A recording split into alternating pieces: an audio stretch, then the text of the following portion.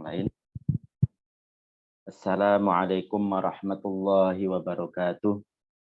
Alhamdulillah, alhamdulillah, lahun ni'matu wa lahul fadlu wa lahul thana'ul hasan. Wa salawatullahil barrir rahim wal malaikatil muqarrabin ala sayyidil mursalin Muhammadin wa ala alihi wa sahbihi at-tayyibin at-tahirin. Allahumma la sahla illa ma ja'altahu sahla wa anta ya hayyu ya qayyum taj'alul hazna idza syi'ta sahla. Allahumma akrimna bil ikhlasi fin niyyati wal qawli wal amali. Para jamaah yang dirahmati oleh Allah Subhanahu wa taala, puji syukur kita panjatkan kepada Allah karena pada sore hari ini Allah masih memberikan kita kekuatan, memberikan kita kesempatan untuk selalu mengikuti kajian rutin kita, kajian ilmu dharuri, yang pada sore hari ini kita akan mempelajari meneruskan kajian tentang al-akhlaq, kitab yang menata bagaimana anggota badan kita seharusnya digunakan, kitab yang membahas tentang bagaimana kita menata hati kita, itu adalah akhlak atau ilmu tasawuf. Biasanya terkenal di sebagian orang. Alhamdulillah kita masih diberi kesempatan oleh Allah sehingga kita masih bisa meneruskan kajian tersebut dalam keadaan sehat wal afiyah. Sehat wa afiyah. Shalawat serta salam semoga tetap tercurahkan kepada baginda Nabi Muhammad sallallahu alaihi wasallam. Seperti biasa, sebelum kita memulai kajian kita ini, saya pribadi dan para jamaah sekalian mengingatkan tentang pentingnya kita menghadirkan niat karena Allah Subhanahu wa taala. Jadi kita belajar ini mungkin kita kan nggak tahu yang namanya amal seseorang mana yang diterima oleh Allah Subhanahu wa taala. Itu kan nggak tahu, mungkin seseorang itu bisa masuk surga diterima amalnya karena sesuatu yang menurut dia sepele. Tapi itulah yang menjadikan mungkin dia masuk surga karena tidak pernah diingat-ingat, tidak pernah diungkit-ungkit, dalam keadaan apapun tidak pernah mengungkit-ungkit amal yang ia perbuat tersebut. Mungkin salah satunya itu adalah ketika dia mengikuti pengajian tersebut istiqomah, selalu menghadirkan niat dalam hatinya mencari ridho Allah Subhanahu wa taala. Makanya kita mengingatkan para jamaah sekalian dan terutama saya sendiri tentunya untuk selalu menghadirkan niat kita hanya mencari ridho Allah Subhanahu wa taala. Jadi kita akan meneruskan bab kitab Mukhtasar, kitab karya Syekh Abdullah Al-Harari yang diambil dari kitab aslinya, yaitu kitab Sulamut Taufiq ila Mahabbatillahi ala Tahqiq, karya Syekh Abdullah bin Husain bin Tahir, Hadramaut, Yaman. Jadi di sini dijelaskan bahwasanya termasuk dari maksiat badan itu apa? Menurunkan pakaian karena kesombongan. Menurunkan pakaian karena kesombongan. Ini teruntuk laki-laki ini. Ini teruntuk laki-laki. Jadi jika seorang laki-laki memakai jubah, memakai sarung, memakai celana, kemudian pakaian tersebut itu ada di bawah mata kaki. Jadi sampai yang namanya baju tersebut ke bawahnya itu sampai di bawah mata kaki, bukan di atas mata kaki. Kalau nanti tujuannya adalah untuk sombong, lil khuyala, lil bator, untuk sombong, lihat nih saya, umpamanya, saya kan adalah orang yang kaya, semuanya berlebihan.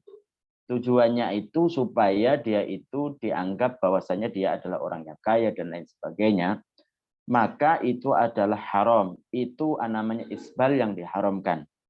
Jadi saya ulangi, supaya ini menjadi dasar bagi kita mungkin ada orang-orang, sebagian orang yang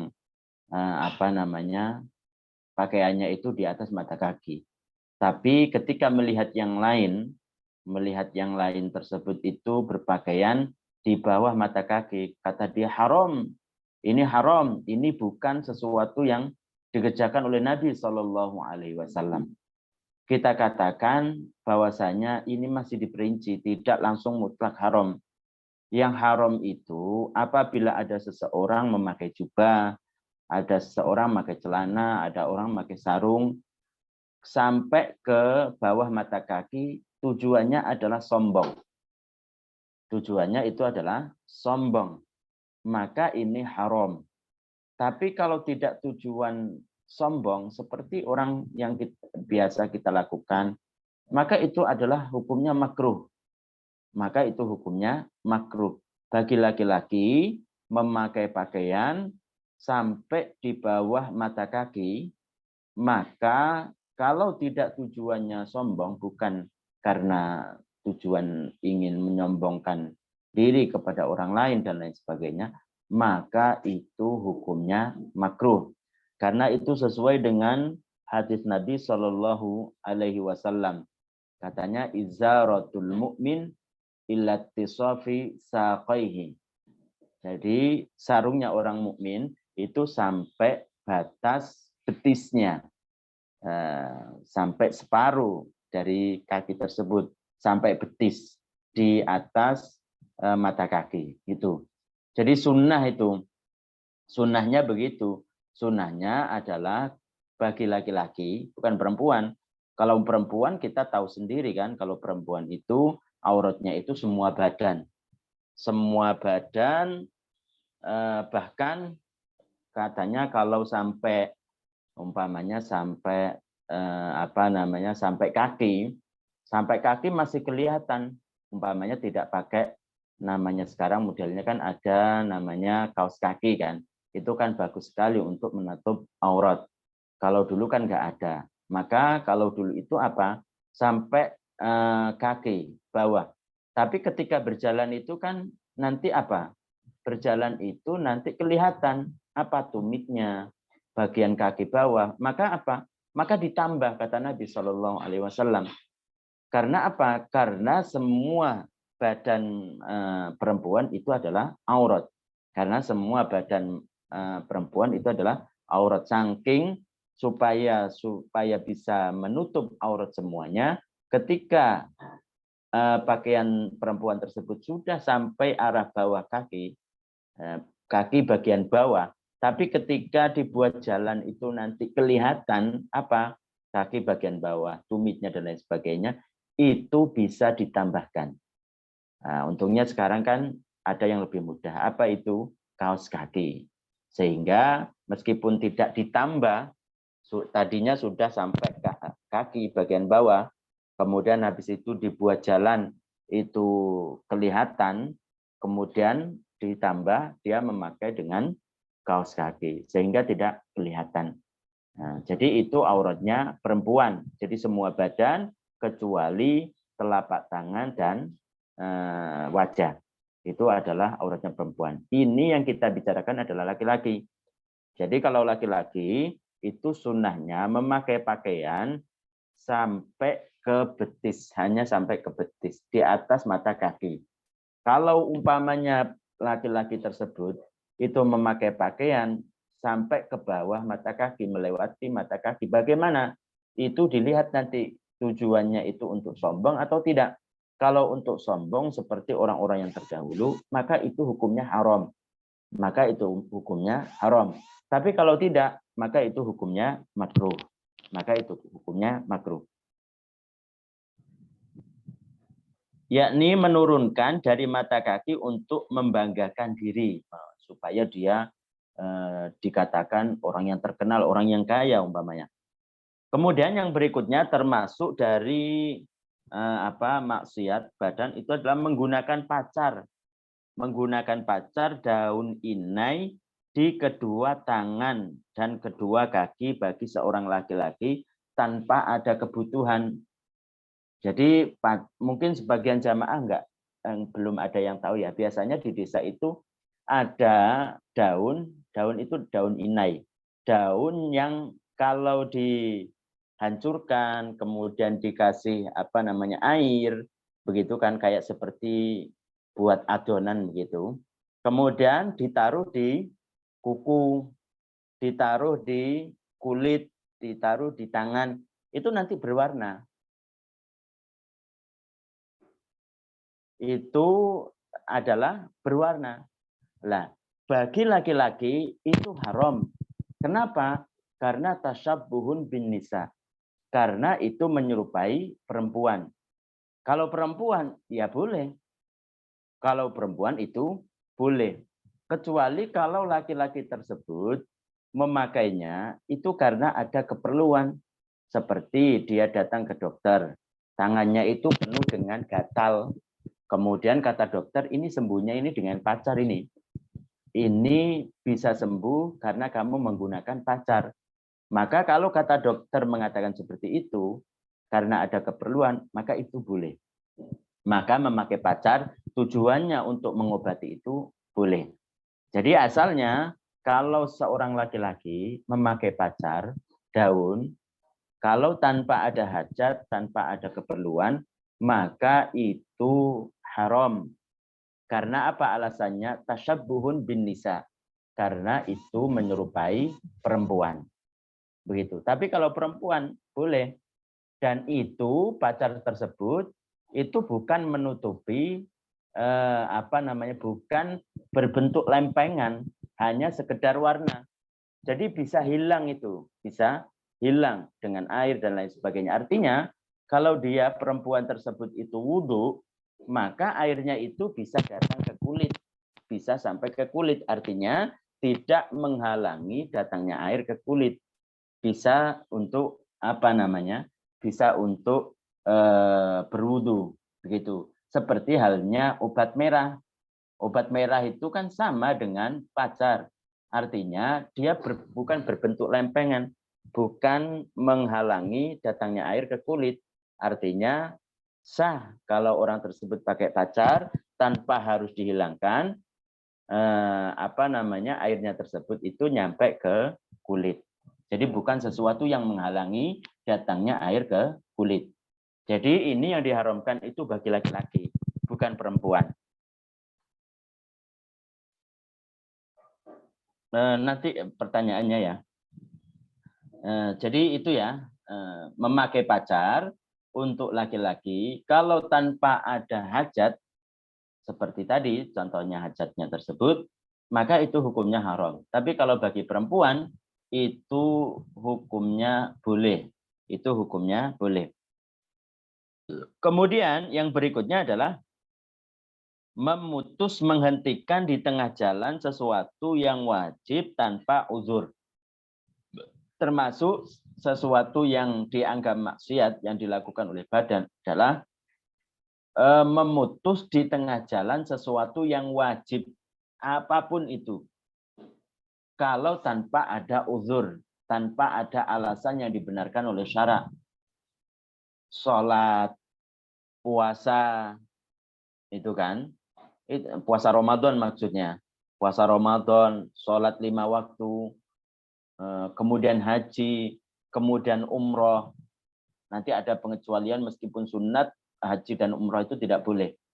Jadi hal-hal yang wajib itu menurut syara, kok seseorang tersebut itu diputus di tengah jalan tanpa ada alasan yang dibenarkan oleh syara, maka itu hukumnya haram. Orang lagi sholat, habis takbir, sudah takbir, umpamanya Allahu Akbar. Kemudian habis itu apa? Ia putus karena ada tetangga umpamanya.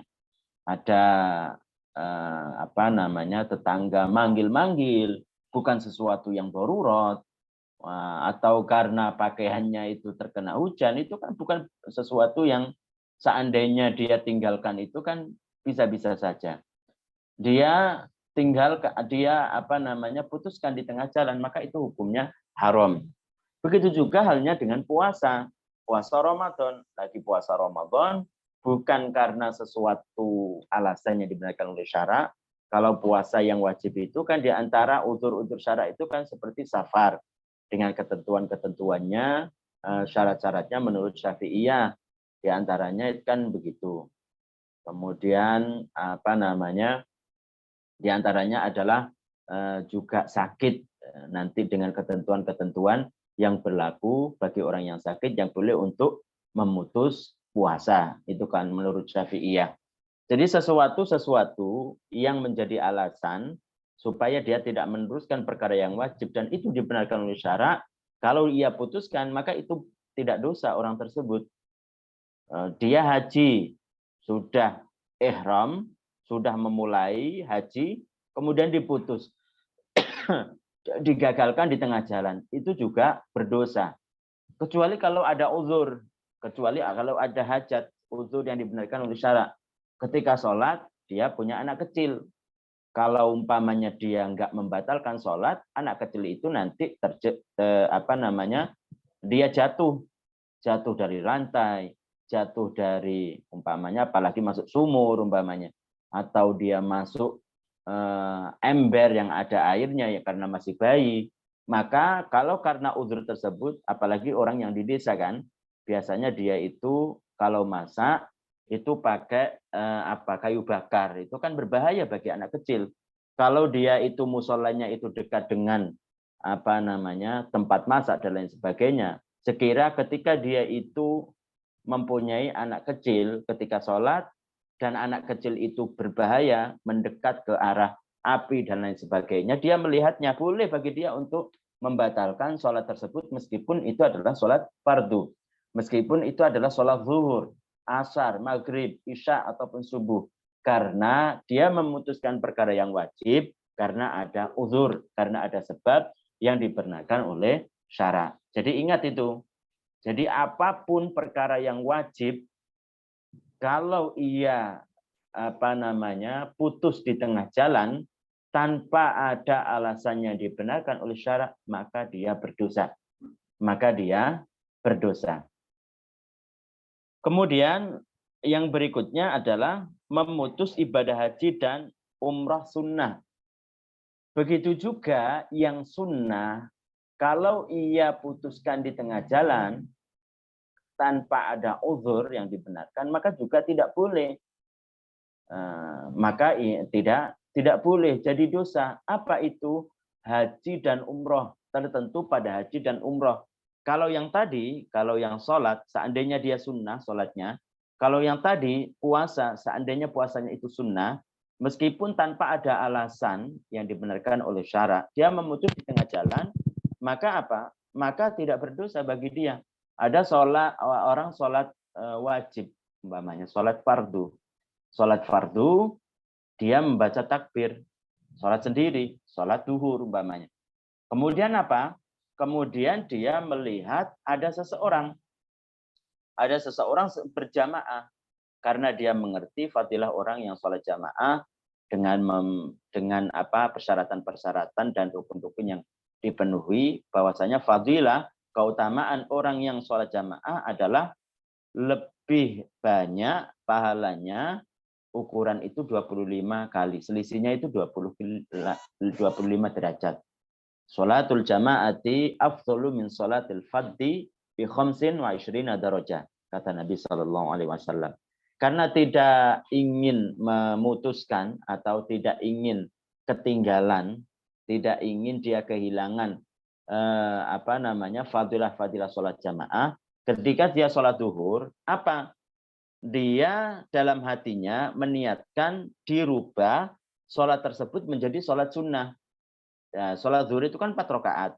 Kemudian ketika baru dia itu sampai 2 rakaat, dia rubah yang tadinya sholat fardu menjadi sholat sunnah. Kemudian salam sebelum nyampe 4 rakaat. Maka itu diperbolehkan. Ini ada dalam syara. Karena itu adalah sholat sunnah. Caranya begitu memutuskannya. Jadi ketika dia itu ada di 2 rakaat atau 1 rakaat, diniatkan dibalik sholat fardu menjadi sholat sunnah mutlak. Nah, maka ketika nyampe 2 rakaat atau 1 rakaat, kemudian salam, kemudian dia ikut pada sholat jamaah karena tidak ingin ketinggalan fadilah sholat jamaah. Itu diperbolehkan kalau itu sholat sunnah ataupun puasa sunnah. Begitu juga yang tidak dibolehkan untuk memutus di tengah jalan itu haji dan umroh meskipun sunnah. Kenapa? Karena menurut Syafi'iyah ketika orang tersebut itu melaksanakan haji, sudah memulai haji ataupun umroh, meskipun itu sunnah, itu menjadi wajib. Nah, beda kalau belum melaksanakan, belum memulai. Kalau sudah memulai, itu menjadi wajib. Di antaranya, kenapa menjadi wajib? Ketika orang tersebut itu tidak memenuhi persyaratan-persyaratan rukunnya, kan tidak akan sah. Tidak akan sah. Kemudian kalau meninggalkan atau melakukan perkara-perkara yang diharamkan, kan nanti ada damnya juga. Itu kan juga wajib itu.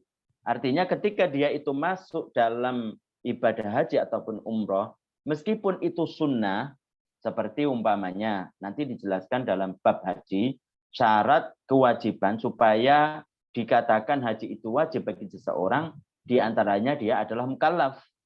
Di antara adalah mukallaf, yaitu orang sudah balik. Kalau itu dilakukan oleh seorang anak-anak, masih anak-anak, itu kan bagi dia itu kan perkara yang sunnah. Ataupun dilakukan oleh budak, itu kan bagi dia itu adalah perkara yang sunnah. Maka ketika dia itu sudah masuk dalam haji ataupun umroh, maka itu menjadi wajib. Seandainya ada perkara yang dilakukan dari perkara-perkara yang haram, maka nanti ada dendanya.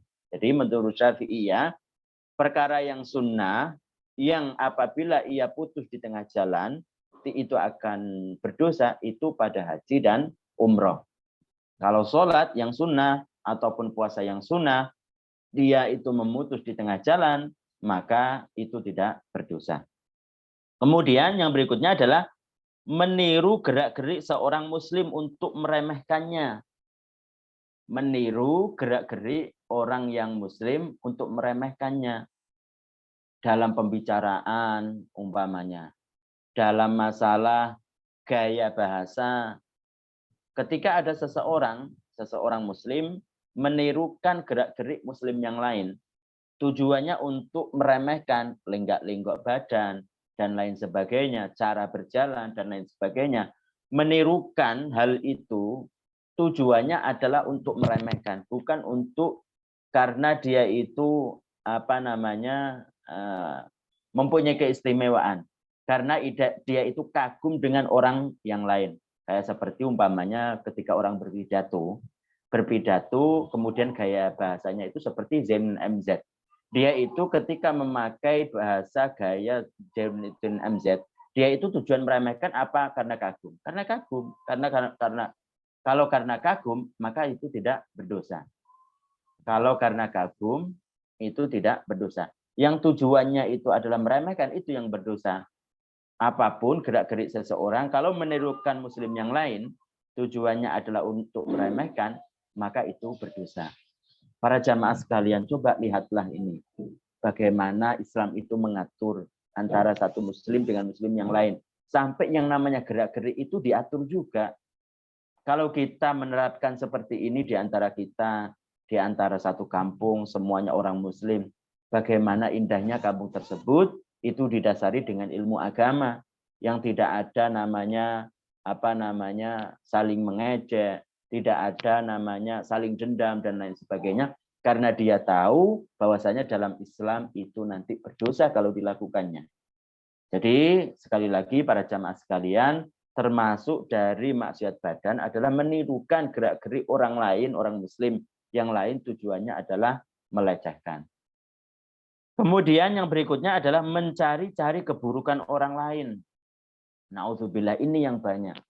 Bagi orang-orang na'udzubillah tidak berilmu, berusaha dia untuk mencari kejelekan orang lain. Sudah ditutupin kejelekan tersebut, masih dicari-cari juga. Mungkin ini kesempatan saya ya, untuk menjelaskan bahwasanya mungkin kemarin ada penjelasan tentang bahwasanya menutupi aurat orang lain, muslim yang lain itu sunnah, itu salah. Yang benar itu adalah wajib.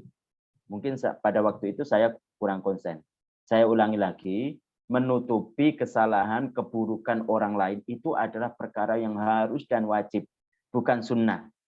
Nah, mungkin ada yang pernah mendengarkan pengajian atau mendengarkan dares saya yang kemarin, mungkin yang mengatakan sunnah, maka itu keliru.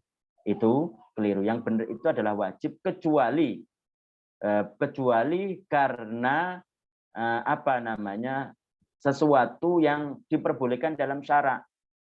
Diperbolehkan dalam syarak, seperti untuk maslahah muslim yang lain. Ada seseorang minum arak, diintai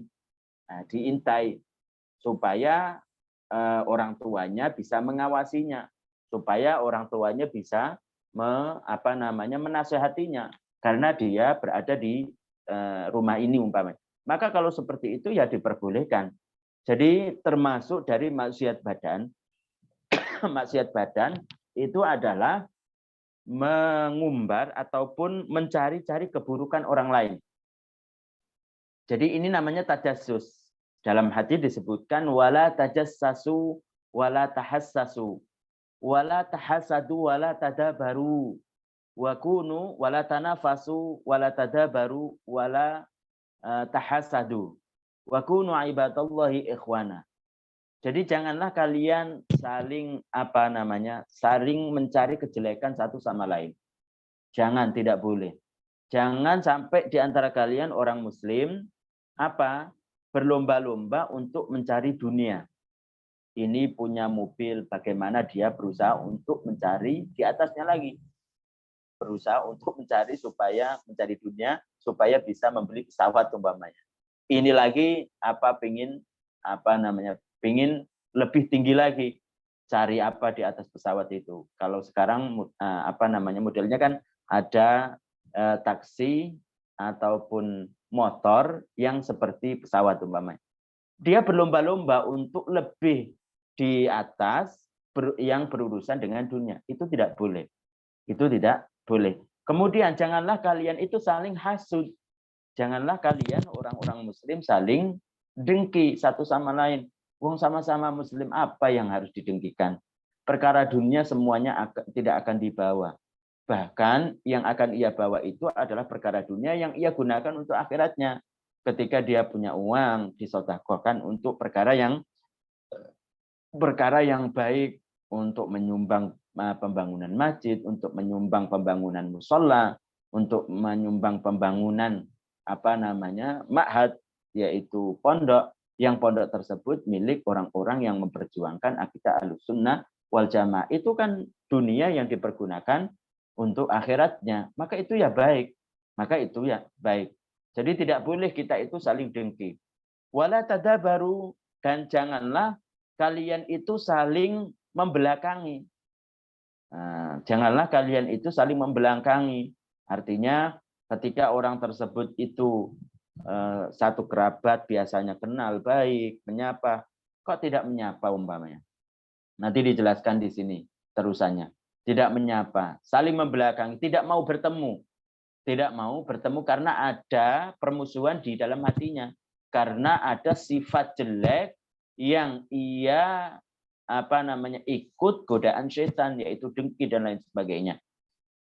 Maka kalau seperti itu, maka dia akan berdosa. Dia akan sakit dia akan sakit hati, juga sakit badannya. Intinya bahwasanya orang pengen sehat jasmani dan rohaninya, maka jauhilah perkara-perkara yang di situ menimbulkan kemaksiatan. Jauhilah perkara-perkara yang di situ mendekat kepada hubbud dunya, yaitu senang kepada dunia. Jadi tidak boleh seseorang tersebut di antara muslim saling saling mencari kesalahan. Bahkan wajib bagi dia untuk menutupi kesalahan. Wajib untuk menutupi kesalahan orang lain. Dikatakan oleh Nabi SAW, man ra'a auratan fasataroha, katanya, kana kaman ahya mau'udatan. Kana kaman ahya mau'udatan. Orang yang melihat kesalahan, kejelekan orang lain, kemudian dia menutupinya, maka pahala yang ia dapatkan adalah seperti halnya dia telah menyelamatkan perempuan yang dikubur hidup-hidup. Kalau dulu itu pada zaman jahiliyah sebelum Islam, orang mempunyai anak perempuan, mereka malu. Apa yang mereka perbuat? Mereka kubur hidup-hidup. Na'udzubillah. Kalau mempunyai laki-laki, bangga mereka. Kalau mempunyai laki-laki, mempunyai anak laki-laki, bangga. Kalau perempuan, mereka itu apa? Malu. Datanglah Islam mengangkat derajat seorang wanita, mengangkat derajat seorang perempuan. Kalau dia muslim, tidak boleh dalam Islam, haram hukumnya. Dosa besar hukumnya kalau dia itu membunuh perempuan, mengubur perempuan hidup-hidup. Itu dalam Islam. Diangkat derajat manusia, diangkat derajat seorang perempuan oleh Islam. Orang yang menutupi, orang yang melihat kesalahan sesama muslim, kemudian ia tutupin. Dia melihat kejelekan orang lain. Orang itu kok pelit ya, umpamanya. Tidak diumbar dia. Dia diamkan, dia nasihati, tidak boleh kamu itu pelit, tidak boleh kamu tidak membayar zakat yang wajib bagi kamu, tidak boleh kamu tidak menafkahi istri yang wajib bagi kamu.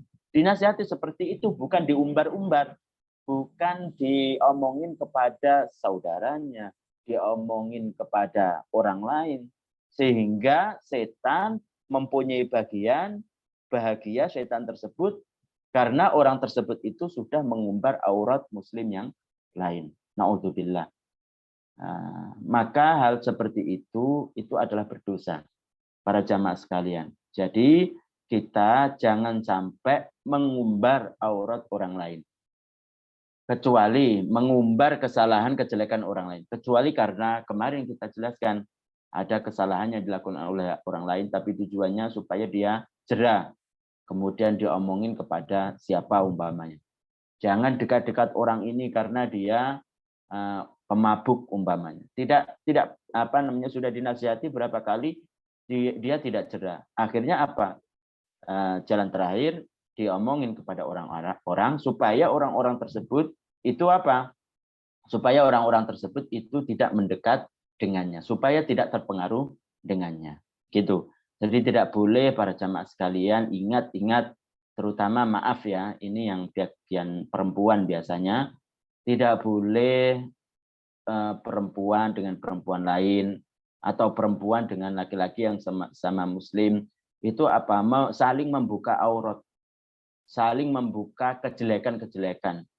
Itu kan bagian setan itu. Setan itu akan bangga. Setan itu akan tertawa melihat hal yang seperti itu karena godaannya berhasil. Karena usaha setan untuk menggoda orang tersebut berhasil. Jadi salah satu dari maksiat badan adalah mencari-cari keburukan orang lain. Tapi kalau sesuatu itu adalah sesuatu yang baik, sesuatu yang dianggap baik, ya enggak apa-apa. Ingin mencari kebaikan apa sih yang bisa ditiru oleh saya terhadap orang itu supaya dia bisa menirunya. Dia sering memberikan orang lain, dia mencoba mengikuti. Kalau seperti itu ya enggak apa-apa. Karena mencari-cari kebaikan supaya ia tiru. Kemudian yang berikutnya adalah bertatu. Yang berikutnya adalah bertatu. Bertatu yang di sini adalah yang dimaksud dia itu ada jarum, kemudian kulitnya itu kayak seperti dicongkel.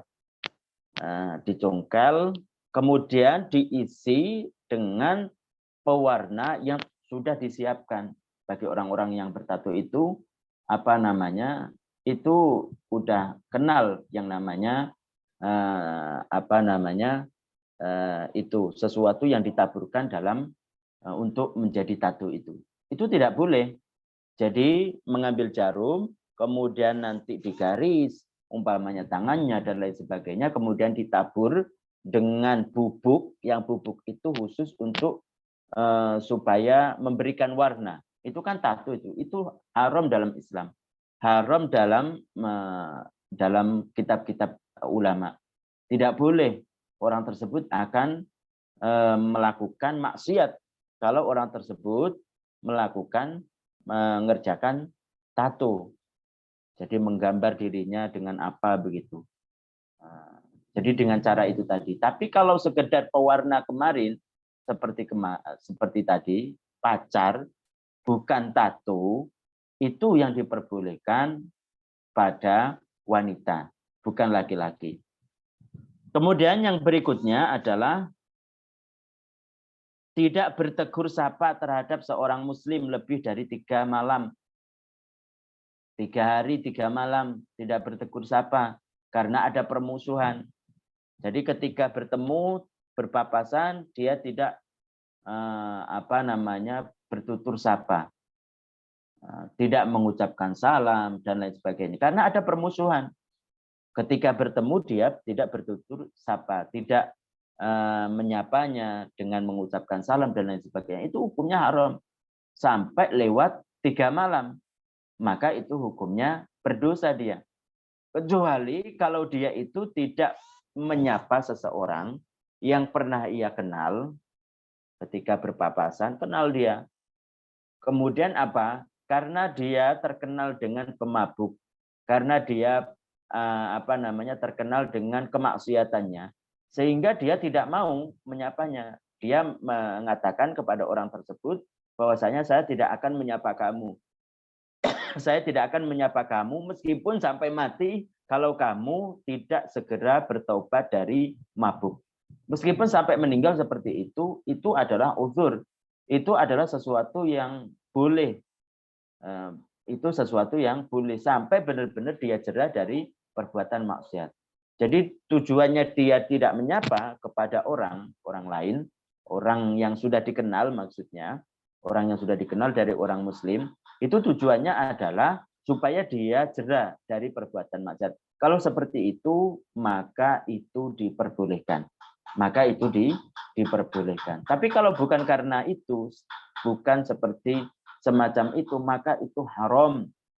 Tidak menyapa orang yang dikenalnya.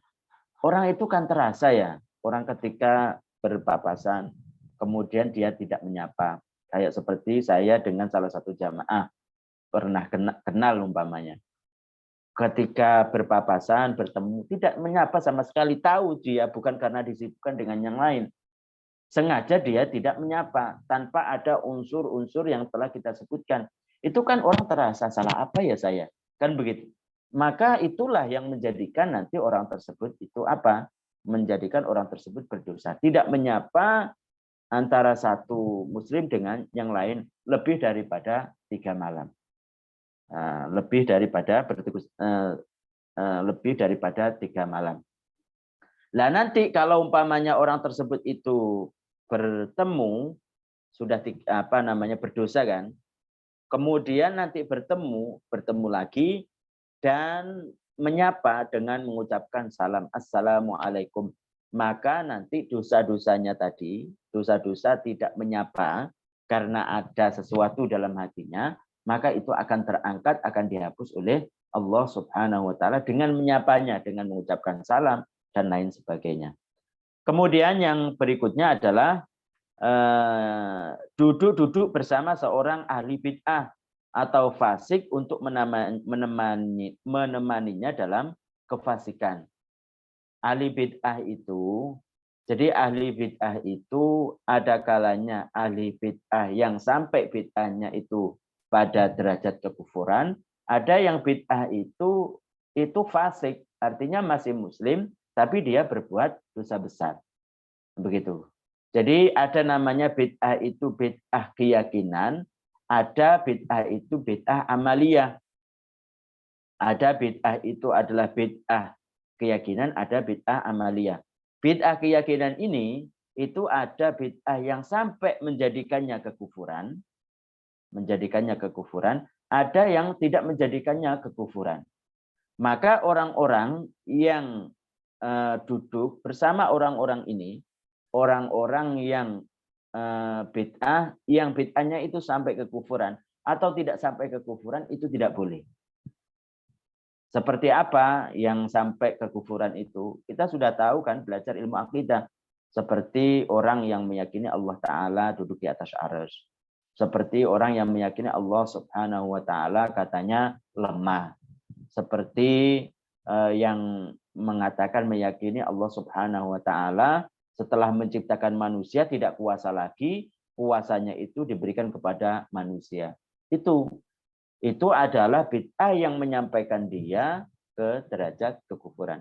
Ke bagian kekufuran maksudnya, bukan derajat, tapi ke bagian kufur. Ada juga bid'ah sama-sama ini di luar dari Ahlussunnah wal Jamaah, tapi tidak sampai menjadikannya itu ke bagian kufur.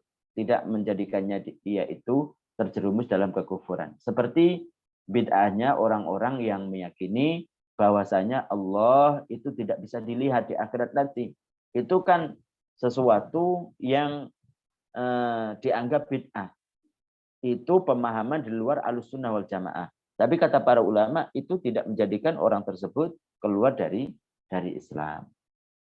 Kemudian ada namanya bid'ah amaliyah. Bid'ah amaliyah. Bid'ah amaliyah ini sebagiannya ada menjadikan orang fasik, sebagiannya itu ada yang tidak. Sebagiannya itu ada yang menjadikan orang tersebut fasik karena berdosa besar. Karena berdosa besar. Seperti yang kita jelaskan tadi, seperti umpamanya bid'ah yang orang itu mengulur-ulur waktu, mengulur-ulur waktu sampai mengulur waktu sholat wajib sampai waktunya itu habis. Itu kan membuat orang tersebut itu dosa besar. Orang tersebut itu berdosa besar. Atau seperti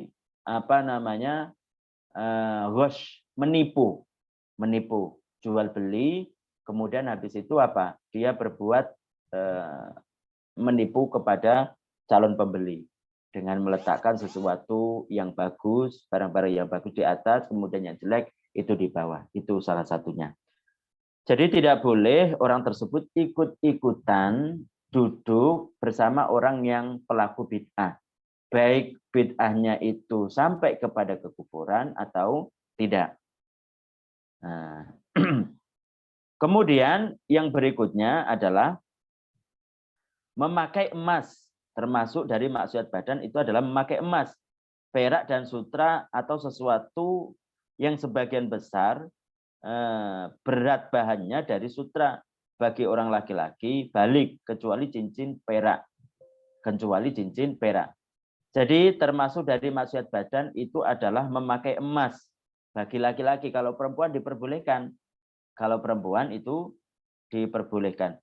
Perak, bagi laki-laki juga tidak boleh memakai perak. Kalung tidak boleh. Kecuali cincin kalau laki-laki itu diperbolehkan. Jadi meskipun laki-laki kalau memakai perak itu berupa kalung itu tidak diperbolehkan, haram. Yang diperbolehkan itu kan khotam.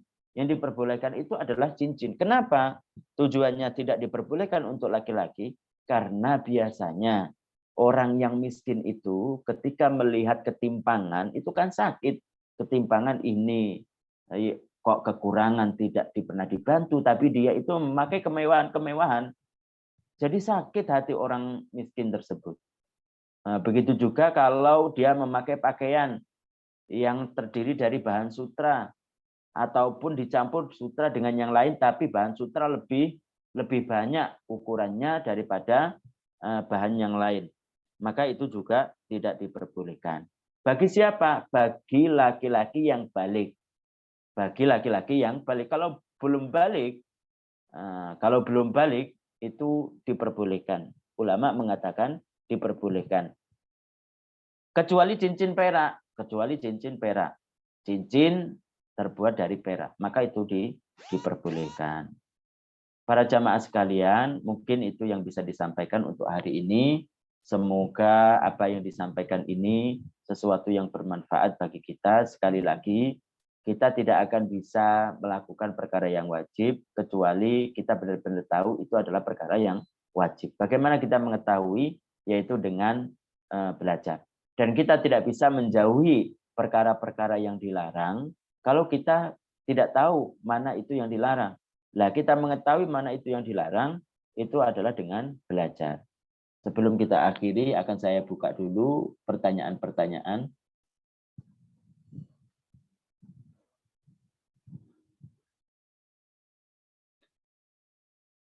Kalau pakai daun, kalau memakainya enggak semuanya, misal 2 atau 3 jari saat menikah, boleh enggak Ustadz? Ini maksudnya apa ini? Bagi perempuan atau laki-laki? Kemudian daun itu apa? Ini membicarakan tentang apa tadi? Tadi kan yang tidak dibolehkan itu bagi laki-laki itu tidak diperbolehkan untuk memakai pacar. Nah, tidak boleh memakai daun pacar pada jari-jarinya ataupun lain-lain, itu tidak diperbolehkan. Itu tidak diperbolehkan. Kecuali kalau laki-laki itu memakainya itu karena memang ada tujuannya, yaitu seperti untuk berobat, ada hajat yang memerlukannya. Ada sesuatu yang membuat dia diperbolehkan untuk memakai pacar seperti untuk berobat. Nah, ini pertanyaannya gimana, kurang paham.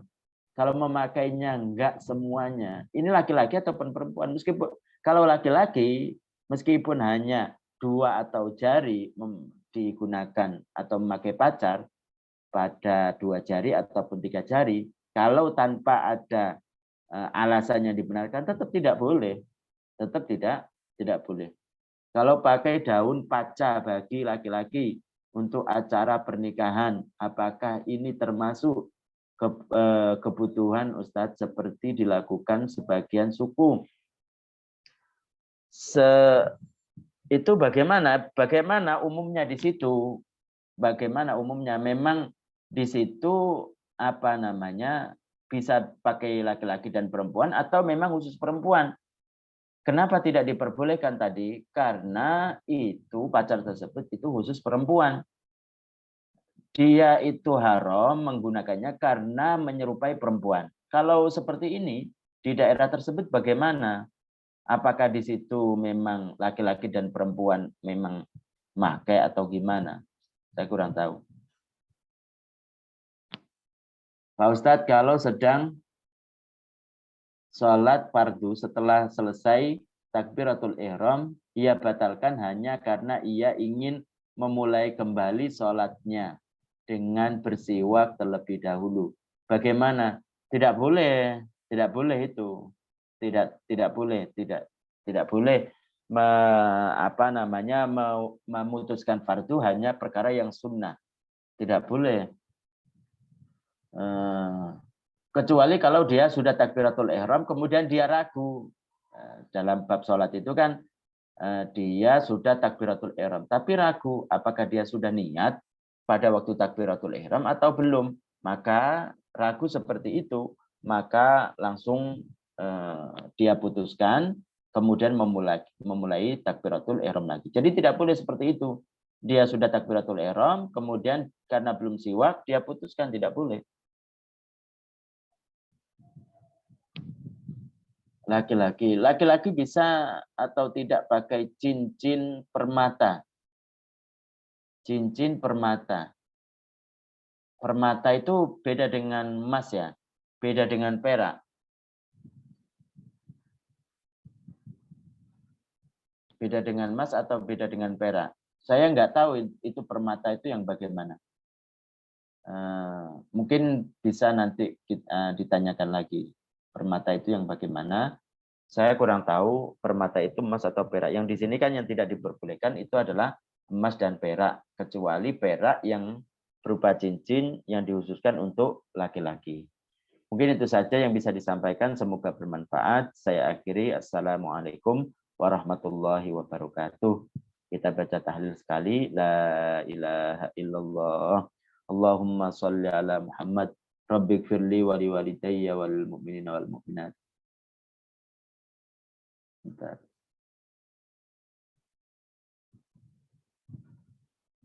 Pak Ustadz, misalnya dalam sholat subuh di rakaat kedua kelupaan bacaan kunut, terus kita mengganti apa namanya, niat sholat subuh itu menjadi sholat sunnah. Nah, apakah boleh Ustadz menjadi sholat sunnah? Kurang tahu kalau ini, kalau dia itu kalau yang dalam kitab-kitab itu mengganti sholat fardu dengan sholat sunnah karena dia melihat ada jamaah dan lain sebagainya gitu. Tapi kalau karena dia tidak kunut, aslinya kan kalau seandainya dia tidak kunut, meninggalkan kunut, dia keyakinannya Syafi'iyah, yang disunahkan kunut. Kalaupun dia tidak kunut kan nggak jadi masalah. Meskipun nanti dia disunahkan untuk sujud sawi, seandainya tidak sujud sawi pun itu tidak apa-apa. Tapi kalau dipindah jadi sholat sholat sunnah karena bukan seperti yang telah kita sebutkan, karena melihat jamaah dan lain sebagainya, saya kurang tahu. Nanti saya tanya lagi yang lain. Mungkin itu ya. Barakallahu fikum.